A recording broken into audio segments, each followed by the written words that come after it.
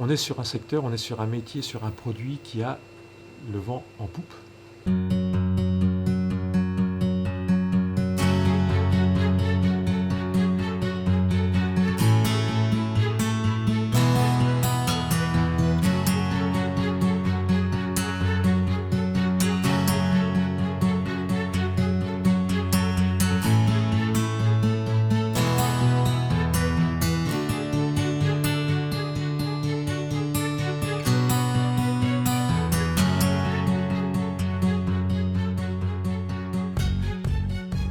Alors Vincent Ballot, j'ai bientôt 50 ans, donc je suis le directeur, en tout cas le propriétaire, je ne sais pas comment on peut dire, avec ma femme bien sûr, de La Grange,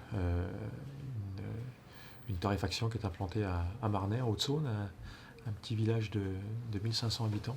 La société s'appelle, c'est une SAS qui s'appelle BVB, Barbara et Vincent Ballot, ça ne s'invente pas, c'est simple à trouver au niveau marketing.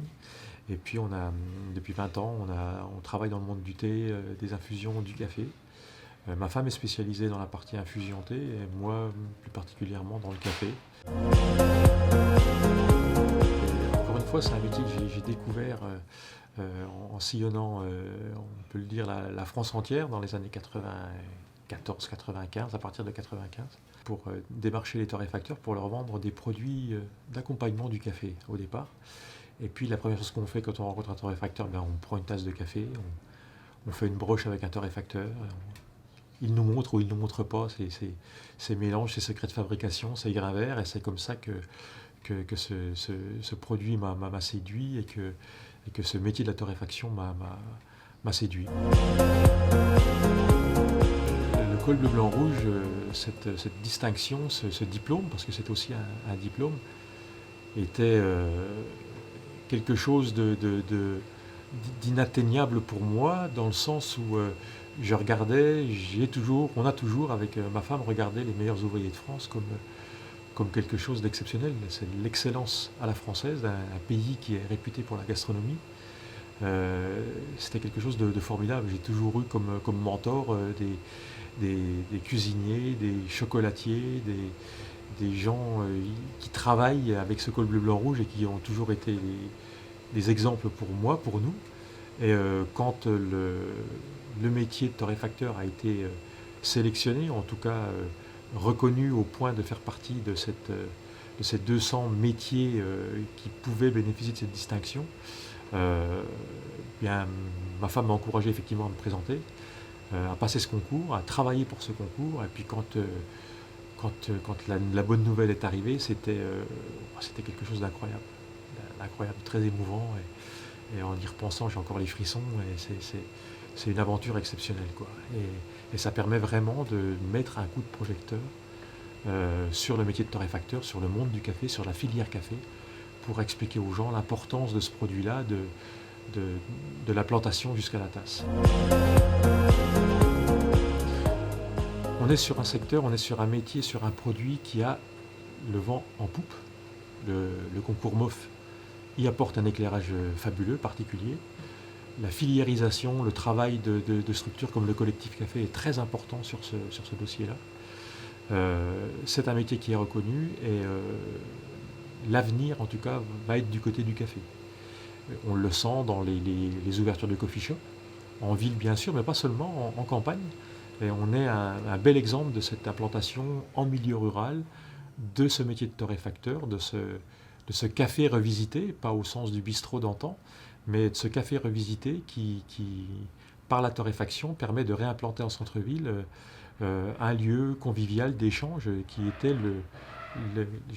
l'origine même du café, un endroit où on échange autour d'une boisson chaude qui permet de rester éveillé, qui permet de disserter, de discuter et puis de refaire le monde. Donc nous, on a cette prétention-là de refaire le monde à notre niveau dans nos villages et c'est un bel exemple en tout cas de réussite d'implantation en milieu rural, d'un commerce de proximité, ce qui a du sens pour nous puisque politiquement c'était aussi un choix de s'implanter en centre-ville et non pas dans une périphérie, dans un centre commercial pour redonner l'envie aux villageois et à d'autres commerçants de s'implanter dans un village de 1500 habitants. Donc il y a de l'avenir pour la torréfaction, il y a de l'avenir pour le café. pour les infusions, le thé aussi, toutes les boissons chaudes.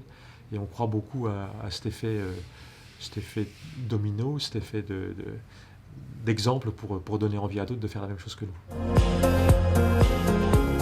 Il faut aller à la rencontre des producteurs, d'abord pour leur faire voir qu'on s'intéresse à eux, ça c'est sûr, mais aussi pour rencontrer la difficulté de ce métier de producteur, la qualité de vie dans laquelle ils évoluent, et puis faire en sorte d'améliorer ça, parce que c'est notre rôle aussi. Il est important que dans la filière, tout le monde effectivement s'en sorte, gagne sa vie. Et si on veut que demain, on continue à trouver des familles de producteurs qui, de génération en génération, donnent envie à leurs enfants de produire du café vert, il faut qu'ils s'en sortent. Et c'est très important d'aller sur place, de voir les pays, de rencontrer les gens, parce qu'il y a beaucoup d'humanité dans ce métier-là, d'aller les rencontrer, de voir comment ils travaillent, voir leur environnement, les aider aussi à améliorer certaines choses, parce qu'on peut aussi les conseiller sur certaines choses. Il y a encore beaucoup de pays et beaucoup de producteurs qui n'ont aucune idée de ce qui se passe derrière la cerise de café, qui n'ont aucune idée de ce qu'est la torréfaction. Donc c'est notre rôle aussi d'aller s'intéresser à eux, puis de leur montrer aussi ce qui peut être fait pour améliorer ça. Avec ma femme qui s'occupe de la partie des infusions et des thés, on est très branchés sur les pays d'Asie, l'Inde, la Chine, et tout ce secteur est très important pour le thé. Et puis là où il y a du thé, en général, il y a du café. Et c'est vrai que dans les quelques voyages que l'on a fait, sur l'Inde, sur la Chine, sur la Thaïlande, à chaque fois on a découvert des cafés fabuleux. Il y a aussi un autre intérêt, c'est que par exemple sur la Chine, qui est devenue en quelques années un très gros producteur d'arabica de qualité, au même niveau que le Costa Rica en termes de volume, c'est un missionnaire français qui a implanté le Katimor en Chine. Donc, et dans le Yunnan, par exemple, il y a des cafés effectivement fabuleux qui sont vraiment à découvrir et qui seront vraiment dans les années à venir, à cause du réchauffement climatique, à cause de certains problèmes que l'on peut rencontrer sur l'Afrique ou sur l'Amérique centrale, seront des secteurs sur lesquels la production d'arabica sera très importante. Aujourd'hui, nous, on travaille des cafés de Birmanie, on travaille des cafés de Thaïlande, on travaille des cafés d'Indonésie, bien sûr, mais on sent sur certains pays, comme la Birmanie, le Myanmar maintenant, l'ex-Birmanie, qui viennent de s'ouvrir au monde, des enjeux très importants et des secteurs qui sont très intéressants à développer et sur lesquels on doit faire confiance aux producteurs. Et ce sera, le prochain voyage sera d'ailleurs pour la Birmanie, pour aller rencontrer dans la province de Chine des tribus, des gens qui travaillent sur des cafés sauvages, des cafés de forêt, et sur lesquels on veut les aider à mettre en place une filière pérenne qui puisse se transmettre là aussi de génération en génération. Les cours du café actuels sont catastrophiquement bas, historiquement bas depuis quelques mois maintenant, et poussent beaucoup de producteurs de café à se détourner de cette plante magnifique pour cultiver autre chose.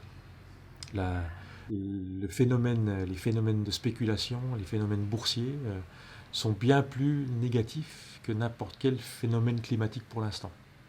Donc le gros challenge pour l'instant, c'est d'essayer de faire comprendre aux consommateurs qu'ils font un acte militant en s'orientant vers les cafés de spécialité, en achetant au juste prix par les importateurs, aussi en direct, mais aussi par les importateurs, d'acheter au juste prix la production pour faire vivre les producteurs. Et le gros challenge de ces producteurs, c'est pour certains en tout cas, c'est de s'affranchir de ces cours du café, de ces cours mondiaux régis par la bourse de New York pour les Arabica, la bourse de Londres pour les Robusta, sortir de ce carcan-là pour effectivement vivre dignement de leur travail et de leur production. Donc pour moi, c'est le premier challenge. Le deuxième challenge, effectivement, c'est un challenge environnemental. On imagine bien que le réchauffement climatique, les surfaces, et les quantités, les mètres carrés disponibles pour produire des arabicas de qualité vont se réduire. Plus on va monter en altitude, moins la surface sera importante, plus il faudra aussi sans doute travailler sur la déforestation, ce qui serait terrible.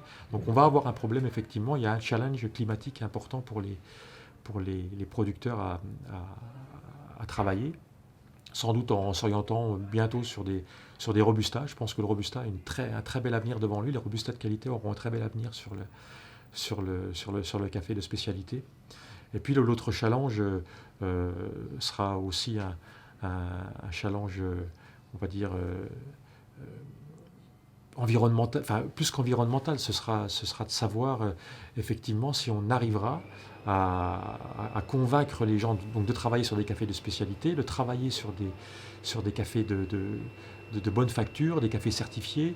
Et ça va être compliqué pour certains parce que l'acquisition de ces certifications est très chère.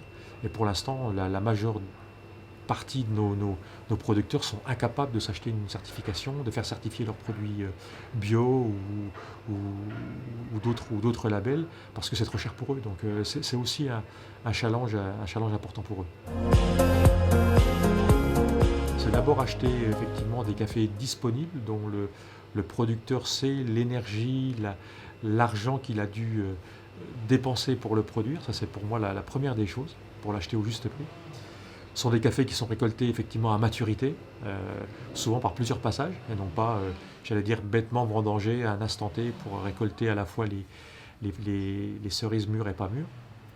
Une récolte à la main, indispensable aussi, en picking quand c'est possible, hein, pour là aussi récupérer les meilleures cerises, les cerises les plus adéquates et à la meilleure maturité. Et puis c'est quelque part aussi des cafés qui respectent le producteur. En tout cas pour moi, c'est quelque chose de très important d'avoir des cafés qui respectent le producteur, qui respectent son travail et qui lui permettent de vivre dignement. Voilà pour moi ce que l'on peut donner comme définition de café de spécialité. Mais pour l'instant, j'ai un café effectivement que j'affectionne particulièrement, qui est le café de Birmanie, du Myanmar. Pourquoi ? Parce qu'effectivement, c'est un pays qui vient de s'ouvrir au monde, où la population, les gens commencent à vivre de leurs produits, commencent à les exporter. Et j'ai pour l'instant un café de la province de Chin, qui est un café nature que j'affectionne particulièrement, qui est une variété Catimor, mais qui en nature apporte vraiment une sucrosité, un côté vraiment chocolaté très, très particulier que j'affectionne particulièrement. Pour l'instant, c'est mon coup de cœur, en tout cas sur les dernières torréfactions, c'est celui-là qui me plaît particulièrement. Notre leitmotiv, c'est vraiment d'être dans ce qu'on appelle le haut de gamme abordable, mais c'est surtout faire découvrir à tout le monde, en milieu rural, le plaisir d'échanger autour d'une tasse d'infusion de thé et de café pour se retrouver et remettre l'humanité au cœur du débat. Ça, c'est important.